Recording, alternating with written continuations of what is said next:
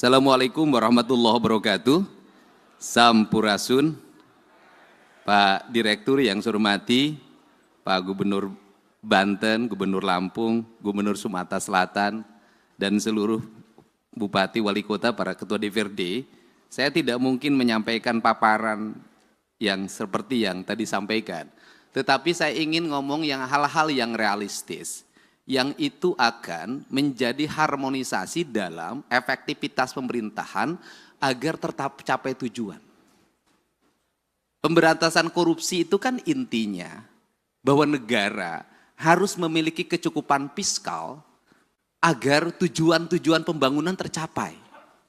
Satu, layanan pendidikan harus meningkat. Dua, layanan kesehatan harus meningkat. Tiga, layanan infrastruktur harus meningkat. Yang keempat, layanan publik lainnya harus meningkat termasuk layanan investasi. Saya selalu menyampaikan korupsi itu ada dua, saya bilang. Ada korupsi struktural yang melanggar pasal, diancam dengan pidana, didakwa dan dituntut. Karena itu merugikan negara. Tetapi juga ada korupsi kultural. Artinya sesuatu yang dianggap legal tetapi sesungguhnya merugikan negara. Di mana itu letaknya? Letaknya adalah negeri ini masih kuat inefisiensi. Inefisiensi bukan hanya yang dicontohkan oleh Pak Presiden, kita melakukan pembenahan terhadap seluruh struktur anggaran. Tetapi realitasnya pertama adalah bahwa efektivitas pembangunan akan berjalan apabila ada kesetaraan. Di mana letak kesetaraannya? Pertama, kita realistis saja. Hubungan percepatan pengelolaan anggaran yang diajukan oleh pemerintah daerah kepada DPR. Di mana problemnya? Problemnya adalah bahwa di DPR sendiri itu ada problem anggaran. Jujur, kita nggak usah lagi ngomong bahwa ini kita sudah cukup, ini tidak cukup, tidak. Setiap orang pasti ingin ada peningkatan kesejahteraan. Ini contoh yang harus segera dikoreksi. Anggota DPRD mengikuti perjalanan dinas keluar kota, keluar provinsi, tujuannya selain kunjungan kan ada benefit yang bisa dibawa pulang. Kita kalau jujur begitu. Hari ini benefit itu tipis, tapi tipis pun harus dijalankan. Inefisiensinya di mana, Pak Direktur? Yang harus ini segera dikerjakan dengan pemerintah adalah satu anggota DPR berangkat yang mendampinginya 7 orang. Sudah habis 7 tiket pesawat, 7 tiket kereta api, 7 kamar hotel. Dapatnya 500.000. Take home pay-nya itu. Bagaimana ini? DPR itu beranggapan kok kita tidak setara dengan DPR RI misalnya. Provinsi Kabupaten. DPR RI itu jelas. Nah sehingga di DPR RI ketika menjadi anggota DPR nggak usah lagi berpikir fokir, saya ngalamin. Nggak usah lagi berpikir aspirasi, ngalamin. Karena dari aspek yang kita terima tiap bulan saja sudah cukup. Nah anggota DPRD provinsi dan kabupaten, biaya politiknya sama dengan DPR RI. Tetapi ketika masuk, itu kedudukan keuangannya menjadi jauh berbeda. Karena jauh berbeda, nyarinya itu harus dari perjalanan dinas. Tapi inefisiensi sehingga anggaran DPRD provinsi itu gede banget, tapi masuk ke kantong DPRD-nya kecil banget. Itu kan cerita klasiknya begini. Untuk itu, forum ini saya minta ke Pak Direktur Pencegahan di KPK segera dirumuskan agar kedudukan keuangan ini menjadi setara. Untuk apa? Maka akan ada penurunan anggaran DPR. Sudah turun anggarannya, take home pay-nya menjadi besar. Sehingga uangnya ini akan bermanfaat untuk percepatan pembangunan. Dibanding seperti sekarang, jadi bolak-balik cerita bahwa tidak boleh meminta fokir dalam bentuk arah yang bersifat kepentingan individual. Iya, di forum KPK, di pembahasan tetap ada. Nah, kan dilemanya adalah, kita jujur aja, dilema kepala daerah, diikutin nanti ikut celaka, nggak diikutin regulasi pemerintah macet. Kan ini harus diomongin terbuka, nggak boleh lagi kita pura-pura tidak butuh tapi butuh. Jangan pura-pura di depan orang lain baik banget, di belakang itu diajak ke belakang. Ini hal yang harus. Untuk itu saya meminta bantuan jajaran pimpinan KPK agar kedudukan keuangan DPRD itu sudahlah, daripada tikumpenya diputrin dulu, nyewa hotel, nyewa pesawat, langsung saja honor-honor diberikan berdasarkan rapat-rapat di DPR. Dari mulai rapat komisi, rapat badan musyawarah, rapat badan anggaran, rapat paripurna 1, 2, 3-nya, itu semua. Kalau sudah seperti ini, anggota DPRD setiap hari akan di kantor. Karena kalau tidak ke kantor, tidak dapat tikumpai. Selesai, Pak. Setelah itu ekonominya berputar lokal di daerah itu, tidak lari keluar. Ini kan kasihan daerah-daerah yang dapetinnya dari PBB, parkir, pajak restoran. Yang kecil-kecil dikumpulin, habis itu uang restoran yang dipungut dari restoran kecil dipakai makan di restoran berbintang di kota besar. Ini harus segera dibenahin kalau negeri ini ingin baik. Nah, kelemahan dari DPRD, provinsi dan kabupaten tidak bisa membuat aturan sendiri. Karena seluruh aturannya dibuat oleh kementerian. Beda dengan DPR RI, bisa ngundang kementerian, langsung aturannya bisa direvisi. Itu bedanya. Modalnya sama, kedudukannya berbeda. Ini pertama. Yang kedua, di internal birokrasi ada inefisiensi birokrat. Apa itu? Jumlah pejabatnya banyak. Jumlah orang yang memiliki golongan 4B, 4C, 4D-nya itu banyak. Di provinsi, orang yang sudah punya jabatan itu nggak bisa kayak di kepolisian langsung menjadi perwira diparkirkan. Dia akan gugat ke PT UN, harus punya jabatan. Karena dia harus punya jabatan, walaupun merit system, itu kan administrasi merit system itu. Bekerja itu kan bukan pada wilayah angka, pada wilayah eksekusi. Nah, akhirnya di hampir semua pemerintah daerah itu memiliki struktur jabatan yang sangat banyak, memiliki jumlah penjabat yang sangat gemuk, kemudian juga sistem pengelolaan birokrasinya, tunjangan terhadap pegawainya adalah tunjangan kinerja. Ini inefisiensi keuangan yang sangat luar biasa. Itu terambil dana untuk pembangunan, untuk itu sangat besar, hampir 60%. Dan yang paling utama adalah hari ini kita harus tahu semua orang bahagia lewat apa? Laporan administratif yang bersifat digital. Akhirnya tukin-tukin itu hanya ditukerin dengan foto, dengan video. Tukin dengan foto dan video yang tidak berbasis praktis dan kebutuhan publik itu memiliki dampak yang luas terhadap rendahnya layanan birokrasi. Nah, kalau bicara rendahnya layanan birokrasi, apa sih yang dituntut oleh masyarakat terhadap pejabat publik? Ceritanya itu tidak panjang mereka itu. Satu, mereka pasti bercerita pengen punya jalan yang baik.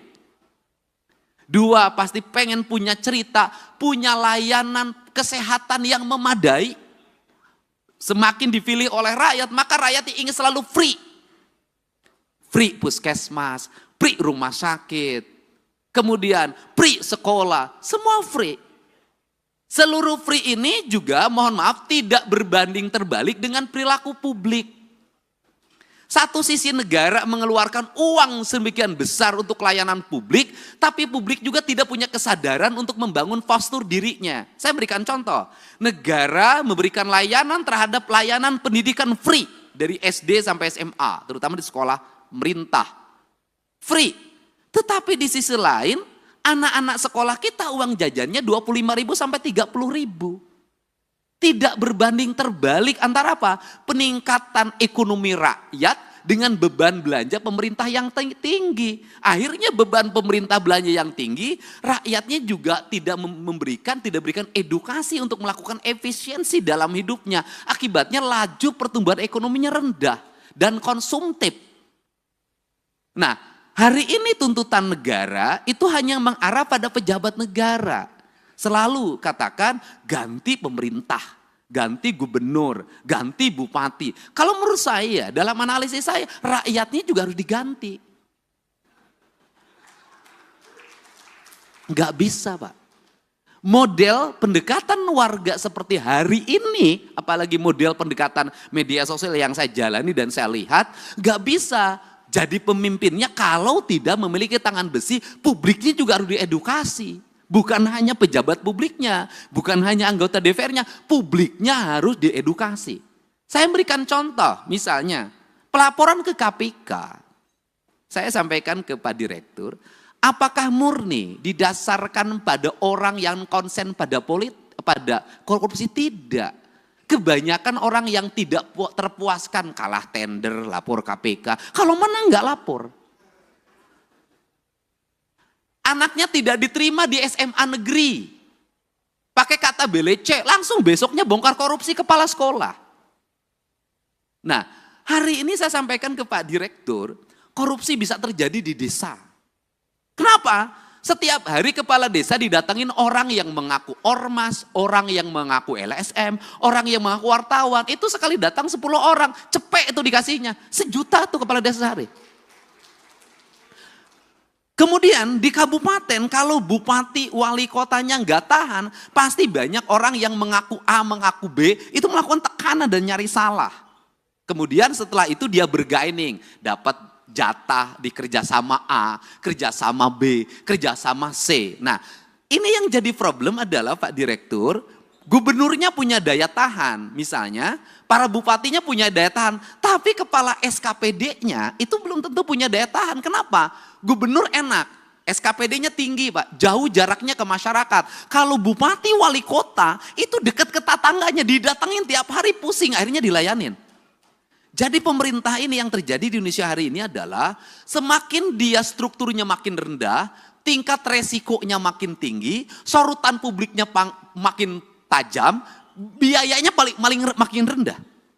Sehingga ini problem yang harus segera dibenahi. Untuk itu, terakhir, apa sih sebenarnya solusi dari ini semua untuk membalik branding publik kemudian agar terarah? Tidak ada jalan lain bagi pemerintah untuk memanfaatkan platform media sosial secara terbuka. Kalau saya nantang-nantangan aja, sudah saja APBD kita di YouTube kan, di TikTok kan, di IG kan, sampaikan detail itu anggaran secara terbuka, kasih gelondongannya, mereka suruh baca sendiri, karena dengan itulah sesungguhnya brand atau trust kepercayaan akan tumbuh. Karena orang Indonesia itu punya tradisi, semakin diceritakan, semakin dijelaskan, maka dia semakin tidak peduli, semakin ditutupi, semakin penasaran. Dan orang Indonesia itu seneng penasaran.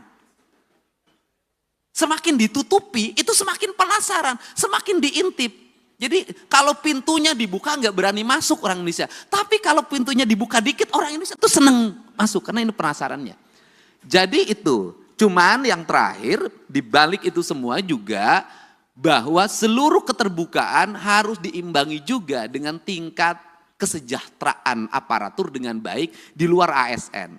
Justru menurut saya yang berat dihadapi itu adalah para politisi. Standarisasinya tidak ada, tuntutan publiknya kuat, resikonya tinggi. ASN itu ada standarnya, politisi itu nggak ada standarnya. Ini problem. Politisi itu nggak bisa membedakan mana gaji, mana operasional. Kenapa? Karena gaji dan tunjangannya adalah operasional. Itu problem. Nah, itu bagaimana solusinya Pak Direktur? Solusinya begini saja menurut saya. Daripada operasional digabungkan, dianggap sebagai tunjangan bagi para pejabat negara, lebih baik dikasih float.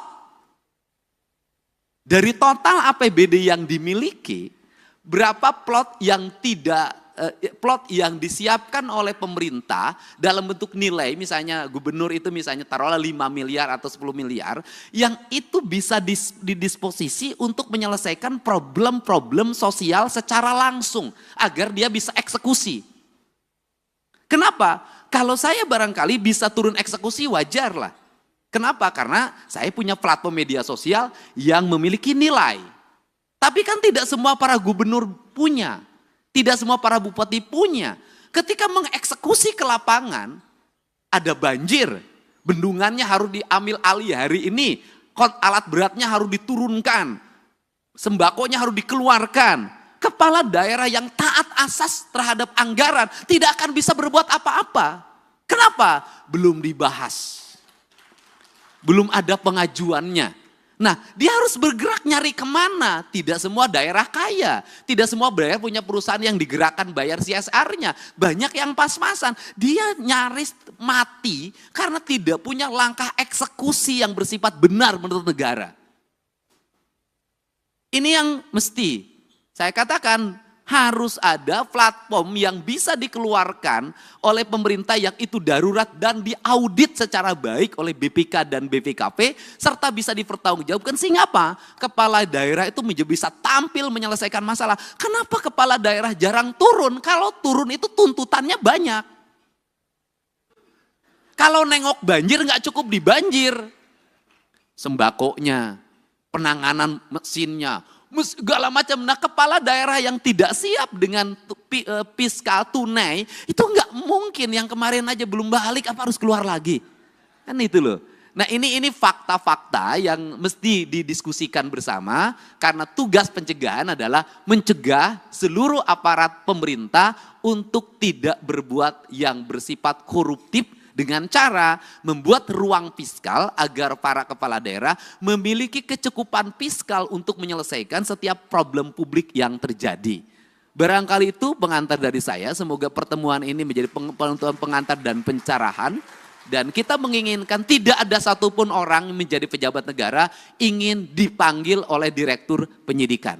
Tidak ada. Semuanya ingin diundang oleh direktur pencegahan. Enaknya direktur pencegahan tuh bisa senyum-senyum, bisa pegang-pegang, bisa peluk-peluk. Kalau Pak Ujang direktur penyidikan nggak akan sebaik ini.